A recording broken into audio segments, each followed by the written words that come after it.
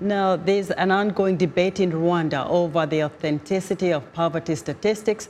The government says poverty has dropped dramatically, but people who are actually destitute and their advocates are skeptical. Eugene Uwimana explains. 79-year-old Rwandan Ananias Mnyarubuga, who lost his legs in a motorcycle accident, lives in utter poverty.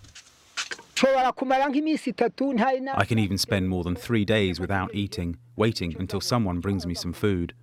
Mnyarubuga still hopes for government assistance, but cannot get the help he needs. The authorities have told me that to get a house I need to have a plot of land, but I don't have land and I cannot get it. I'm asking the government to build me a house so I can at least have shelter for my remaining days on earth. The Rwandan government says extreme poverty in the country dropped dramatically by 2017 to 34% of the population compared to over 60% in 2007. But the Financial Times reports the government has manipulated the poverty statistics, allegedly to prop up Rwanda's President Paul Kagame. Kagame has dismissed the report.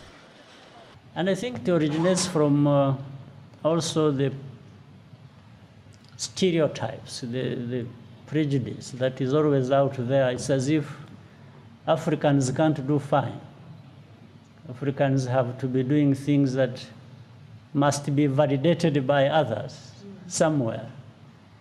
But we don't need any validation. We want to do things that benefit us. World Bank economist Agassi Machian acknowledged that Rwanda has made great strides since the 1994 genocide. For the last 2 decades, the average growth rate was about 7%, and it was quite broad-based. So we see traditional sectors in Rwanda, like agriculture and others, growing at quite a strong pace. But also Rwanda has seen emergence of new sectors. But Machian and others say the country still has a long way to go. Poverty reduction was relatively small between 2014 and 17. And as you recall, those were difficult years for Rwanda. Rwanda suffered enormous droughts in 2015 and 16. There was also a slowdown in growth in 2015 and 16.